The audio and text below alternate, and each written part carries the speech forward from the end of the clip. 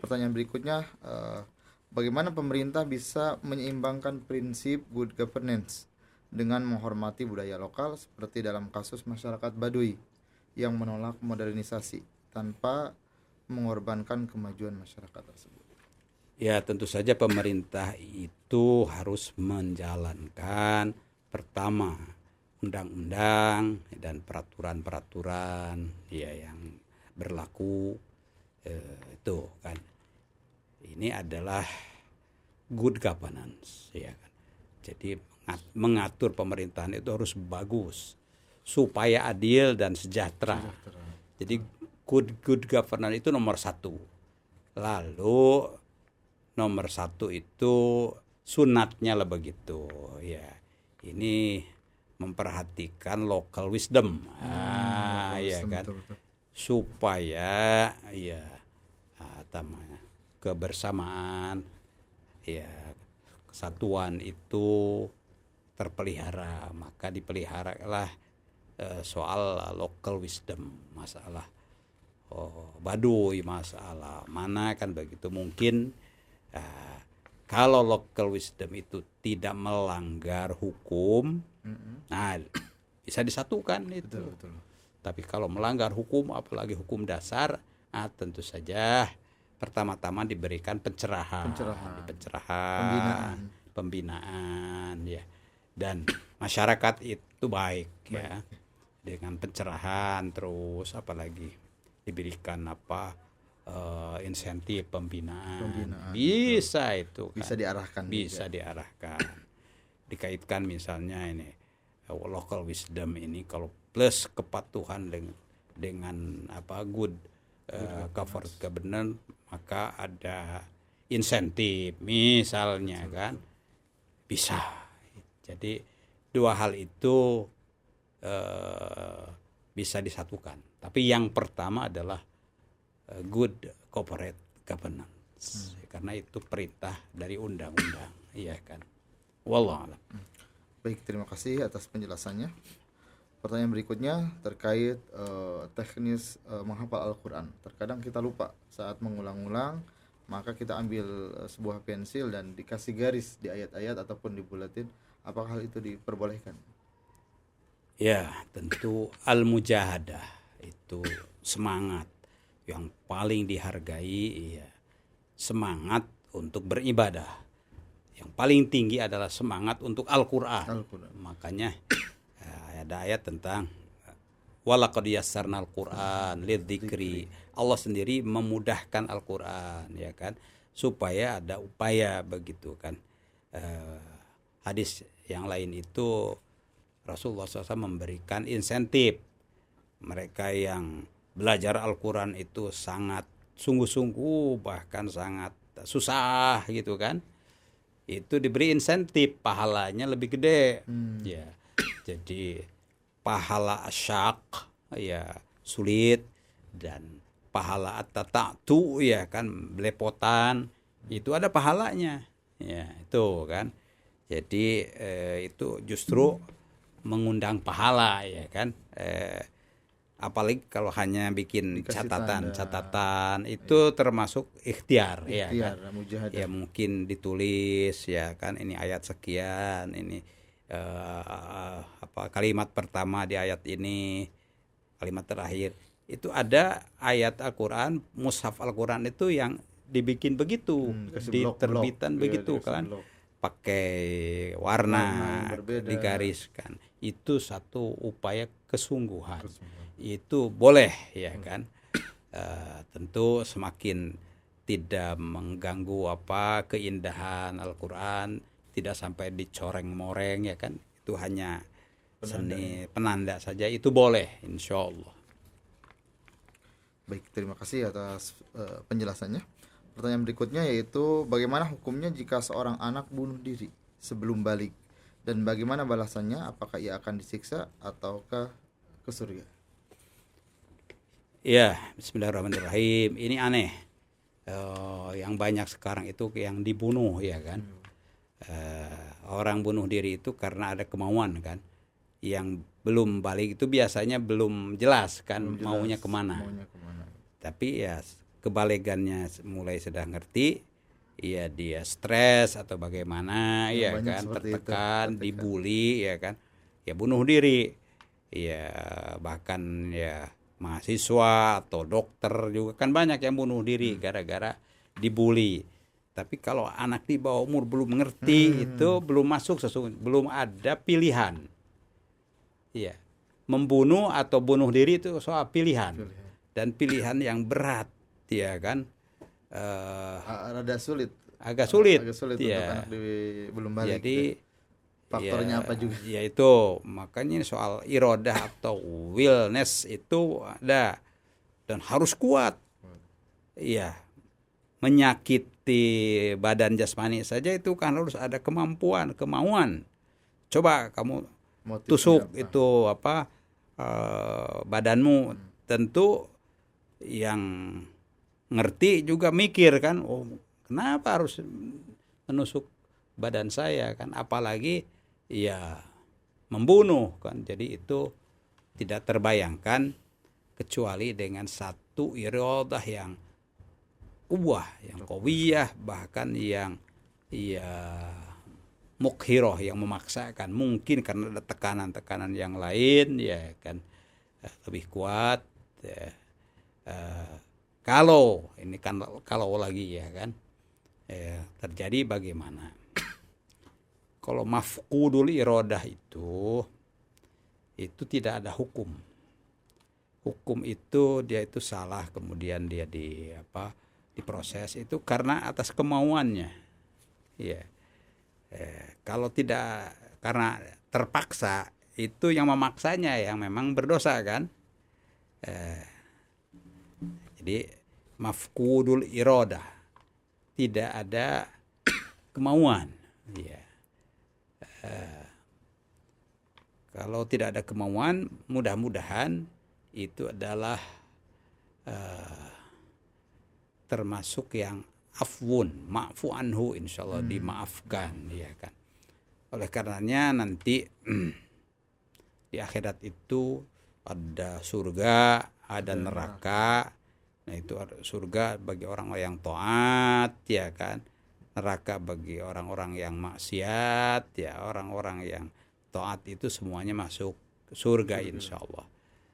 Ya kalau kadar ketaatan kemaksiatannya itu, ya kan, 50-50 misalnya, ya kan. Harus di mana tempatnya? Maka ada yang namanya al-a'raf, tempat antara surga dan neraka. Suratnya saja ada suratul a'raf. Iya, antara surga dan neraka. Iya, walaiha a'raf, ya. Siapa? Rijalun, orang-orang, itu kan. Bukan hanya rijal, perempuan juga bisa, tapi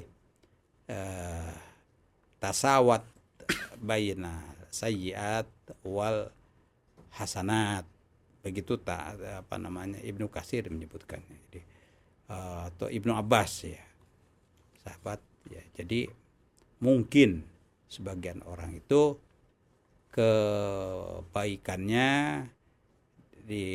dengan ketaatannya itu 50-50, dimasukkan ke neraka, dia masih punya kebaikan orang banyak. yang taat. Pada dasarnya itu kalau iman itu taat. Jadi kalau orang yang beriman kepada Allah, kepada Rasul, itu insya Allah ke surga, kan. Cuma tinggal surganya yang di mana itu saja. Iya. Tinggal kadar ketaatannya. Makanya Rasul bersabda, kullu ummati yadkhuluna jannah. Semua umatku akan masuk surga. Illa man aba, kecuali yang tidak mau, yang mau, iya kan. Para sahabat kaget. Ada. Siapa sih ada yang memang enggak mau masuk surga? Ya Rasulullah. Iya. Siapa sih yang tidak mau ke surga?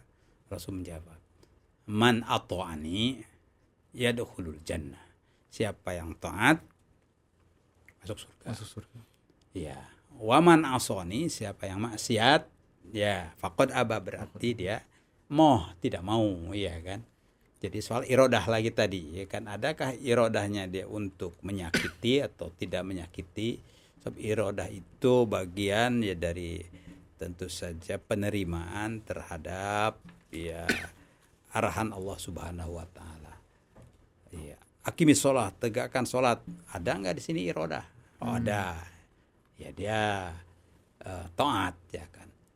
Ya, kemudian misalnya berzakatlah atau puasalah, sumu ya kan. Adakah iradah? Ada.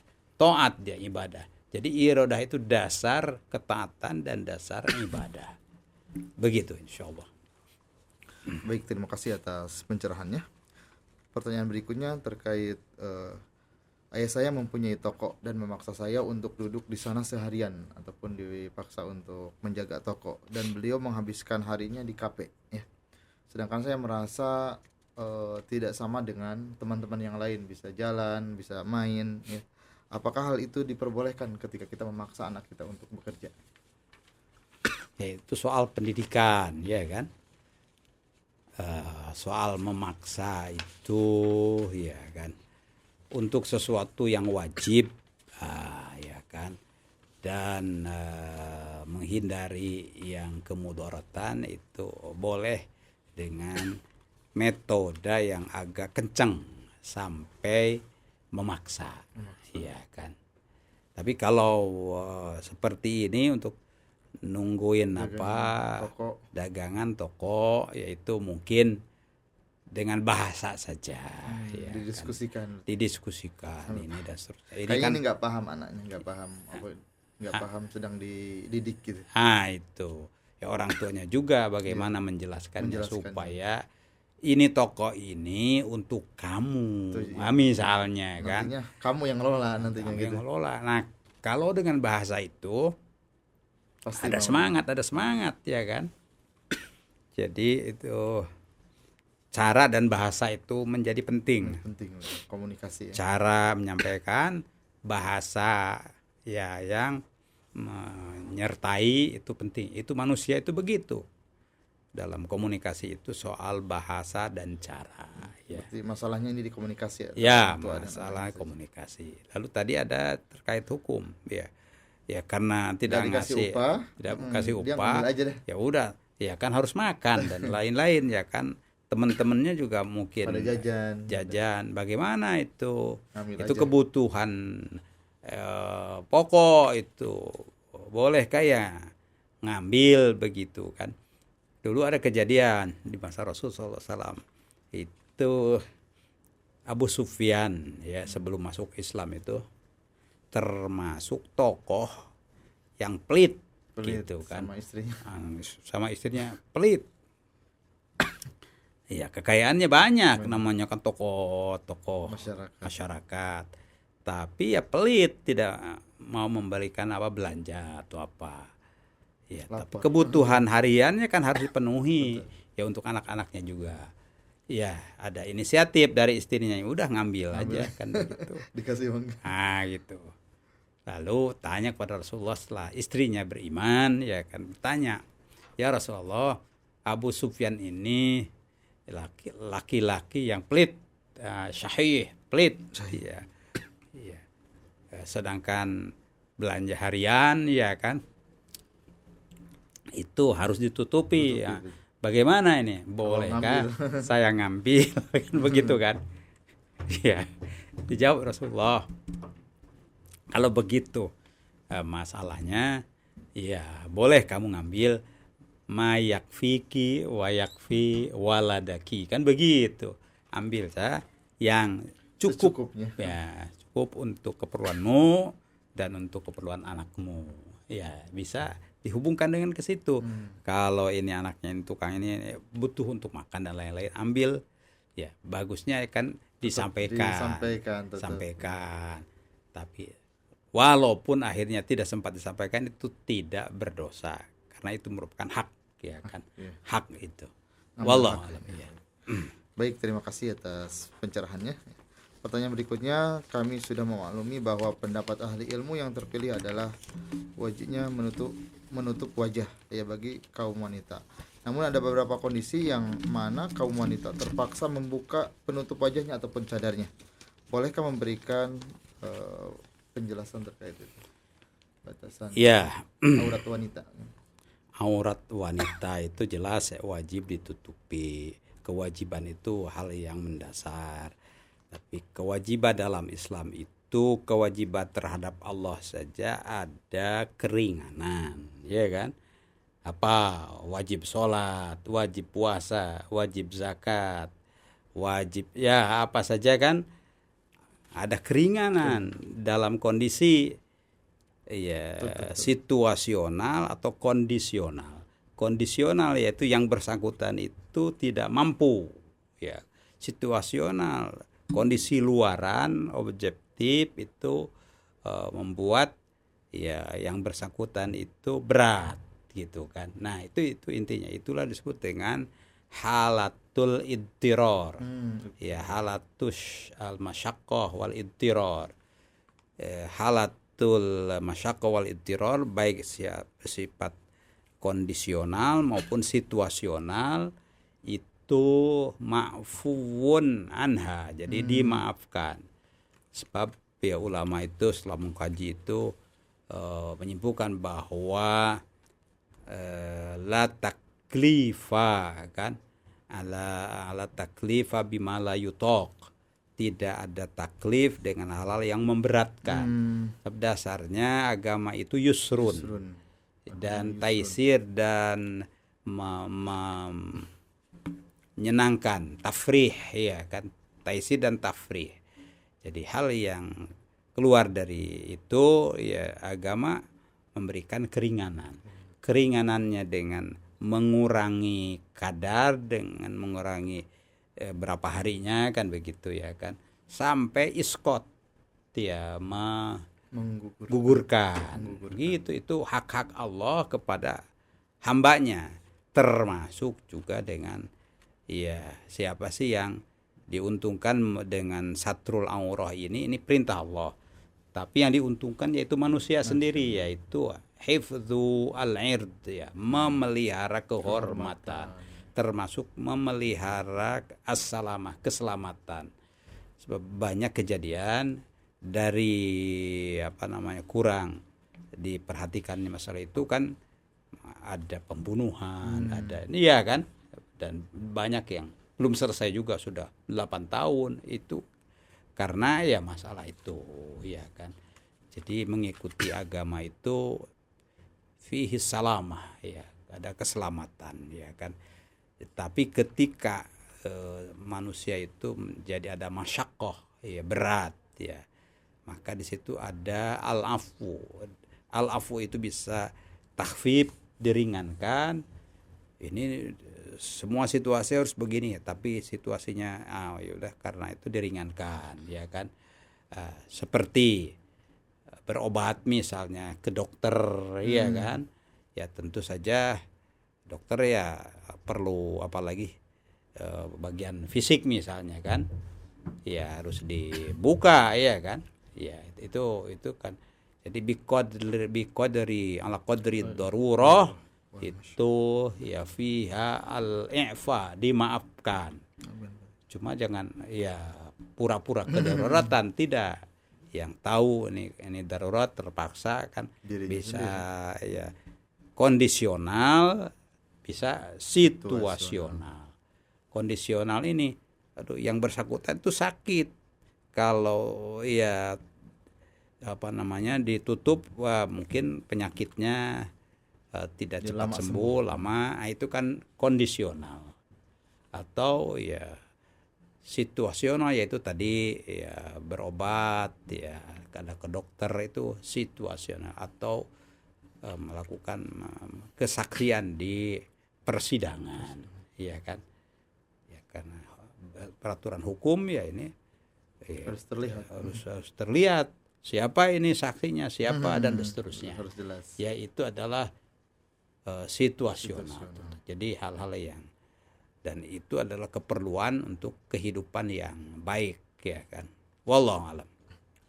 Baik, terima kasih atas penjelasannya. Ya, pertanyaan berikutnya, jika seorang wanita boleh tinggal sendirian, kenapa tidak boleh bepergian kecuali harus dengan mahram?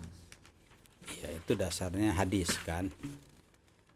Tidak bepergian seorang muslimah illa ma'adi mahromin, kan, kecuali berserta mahrom. Kenapa mahrom? Iya, ada laki-laki yang tidak halal atau haram, ya, menikahinya, sehingga tarikan godaan itu kan tertutup gitu. Nah, itu jadi aman terhadap kehormatannya, aman terhadap keselamatannya. Dalam memuliakan perempuan. Ya juga. itu al-mahromiyah itu di situ, ya kan.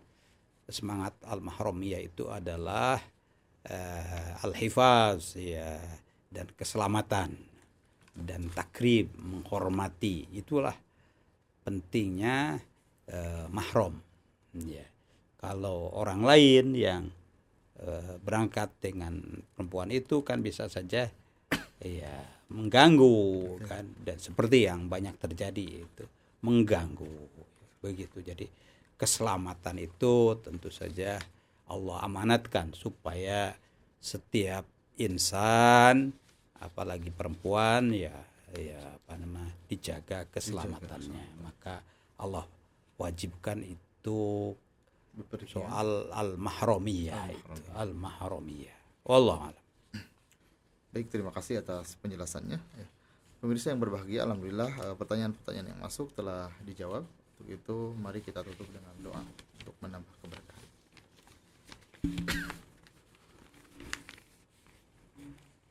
Kita mohonkan pada Allah Subhanahu wa taala, yang pertama itu saja Allah dan malaikat itu selalu bersolawat kepada Rasulullah SAW. Ya, kita juga bersolawat setiap saat. Wassalli wassalim ala nabiyyina wa maulana wa syafi'ina Muhammadin wa ala alihi wa sahbihi ajma'in. Amin ya Allah ya rabbal alamin. Allahumma ighfir lil muslimin wal muslimat wal mu'minin wal mu'minat al ahya'i minhum wal amwat. Allahumma shfina warda anna warhamna ya Allah. Allahumma arhamna fa innaka bina rahim wa la tu'adzibna wa anta 'alaina qadir waltuf bina ya Allah waltuf bina ya Allah fima jarat binal maqadir. Allahumma hdina wahdi bina waj'alna sababan wa sabilan liman ihtada. Allahumma inna nas'aluka al-afwa wal afiyah wal mu'afata ad-daimah fid dini wad dunya wal akhirah. Rabbana hab lana min azwajina wa dhurriyyatina qurrata a'yun waj'alna lil muttaqina imama. Rabbana ighfir lana wa liwalidina warhamhum kama rabbawna shighara. Rabbana atina fid dunya hasanah wa fil akhirati hasanah wa qina adzabannar. Wa sallallahu wasallam ala nabiyyina wa maulana Muhammadin wa ala alihi wa sahbihi ajma'in bi fadli subhana rabbika rabbil izzati amma yasifun wa salamun alal mursalin walhamdulillahi rabbil alamin.